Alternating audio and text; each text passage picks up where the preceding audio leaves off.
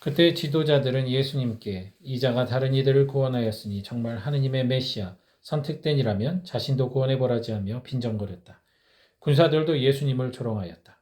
그들은 예수님께 다가가 신 포도주를 들이대며 말하였다. 네가 유다인들의 임금이라면 너 자신이나 구원해보아라.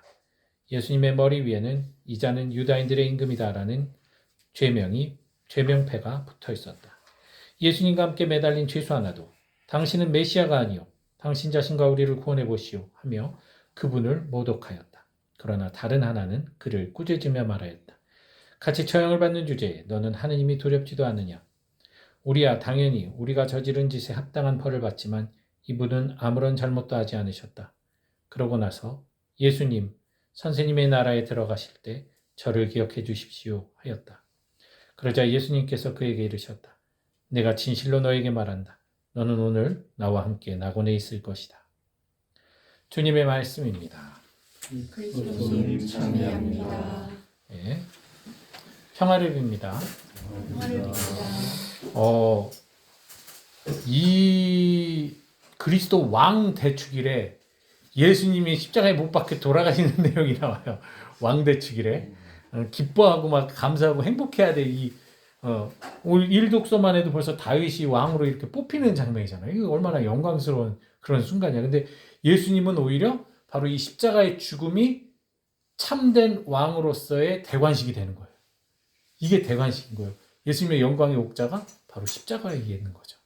가시관은 그 멸류관은 우리에게는 고통의 관이고 죽음의 관이고 저주와 조롱의 관일지 모르겠지만 바로 우리의 삶에 우리가 살아가면서 겪는 수많은 죄와 허물 그로 인해서 우리가 느끼는 그 고통과 아픔과 눈물 모든 서러움이 다 담겨있는 그 간이에요.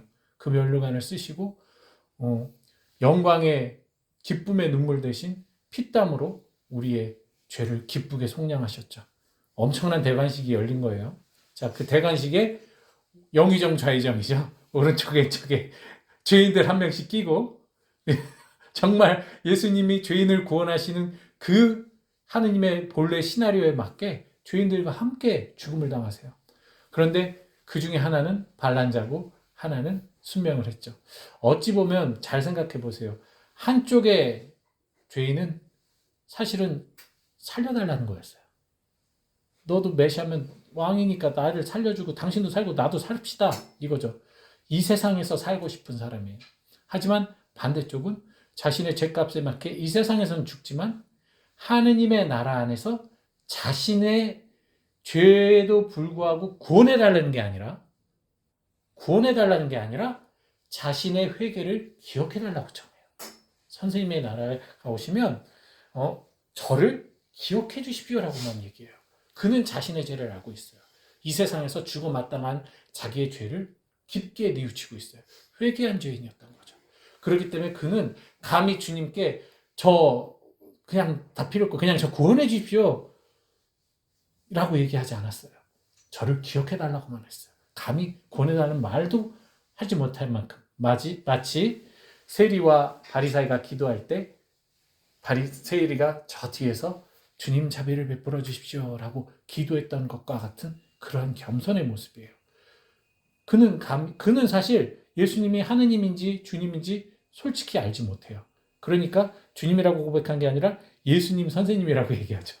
사실 명확하게 하느님의 존재도 명확하게 알지도 못하고 구원이 뭔지도 알지 못하지만 이분이 의인임에도 불구하고 무언가 곡절이 있겠죠. 의인임에도 불구하고 이렇게 목숨을 바치는 그 의미, 그리고 아마 살아생전 오메가며 예수에 대한 이야기를 들었을 수도 있겠죠. 그리고 무엇보다 중요한 건 이 사람이 십자가에서 갑자기 회개할 일은 없어요. 이 사람의 평상시 마음 안에 비록 죄인으로서 살아갔지만 늘 그 죄에 대한 스스로의 부끄러움을 느끼고 살았고 그 기회가 마땅치 않았던 거죠. 그런데 죽음 앞에서 주님을 만난 거예요. 진정한 왕을 만났고 그 왕의 신하로 전격 발탁된 거죠. 이 말 한마디로 이 사람은 예수님 죽음과 부활 이후 첫 부활과 승천을 한 사람이 된 거예요. 이건 진짜 엄청난 신비인 것 같아요. 수많은 성인이 있어요.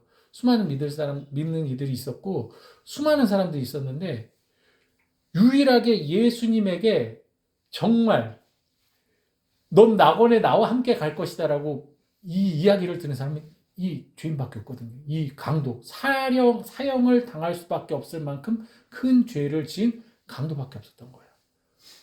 이거는 엄청난 저희에게는 구원의 은총이고 감사할 신비입니다. 우리가 회개하고 주님께 고백하기만 하면 구원을 받는다라는. 그런데 이게 참 쉬운 말인데 너무나 쉬운 말이잖아요. 그래. 그래서 개신교에서는 회개하고 예수 그리스도 이름 부르고 믿고 천국 갑시다라고 얘기하는 거잖아요. 예수 천당 불신족을 얘기하잖아요.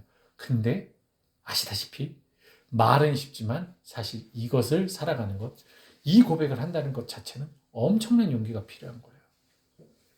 저희가 잘난 척하고 이렇게 살아도 제가 아무리 지금 뭐 이렇게 뭐 예를 들어서 뭐 무슨 대기업 회장이라던가 무슨 유력한 정치인이라던가 그 사람들이 뭐 제 눈에 보이지 않으니까 뭐 주교님들이라던가 뭐 보이지 않을 때는 뭐 무슨 주교님 뭐 무슨 회장 사장 그냥 얘기하지만 만약에 그 사람들이 제 앞에 있다 그러면 제가 안녕하세요 이럴까요? 나도 모르게 뭔지는 모르겠지만 뭔가 이렇게 겸손해지죠. 그리고 우리 운전하고 가다 경찰차 보면 어떻게 돼요? 뭐 그 사람 잘못한 것도 없는데 이렇게 운전 조심하게 되고 괜히 추월 안 하게 되고 속도 맞추게 되고 그죠?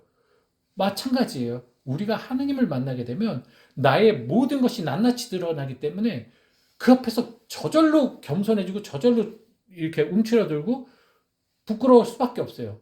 그 부끄러움과 수치를 견디고 주님께 자비를 청할 수 있는 이 용기는 보통 준비되지 않으면 불가능합니다. 그렇기 때문에 입으로만 고백해놓고 그냥 멋대로 살다간 절대로 회개할 수 없어요. 마지막 순간에 구원의 문에 내가 주님께 용기 있게 손을 내밀 수가 없습니다.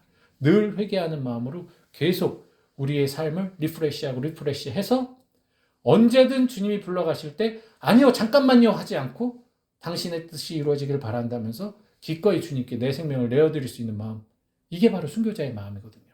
그래서 오늘 이 개선하시는 주님과 또 주님께 단 한마디의 이쁜 말로 첫 구원자가 된 이 이름 없는 이 죄인과 또 그들을 본받아 비록 오늘도 우리는 죽을 죄인으로 살아가고 있지만 구원을 받을 수 있는 희망과 감사와 찬미를 들어가면서 믿음으로 기도하는 우리들의 마음이 합하여져서 오늘 이 대관식을 더욱더 화려하게 만들 수 있는, 그래서 우리들도 예수님이 제자들에게 말씀하셨던 것처럼 우리의 십자가를 왕자로 삼아 우리도 세상을 복음으로 다스릴 수 있는 작은 예수가 되었으면 좋겠습니다.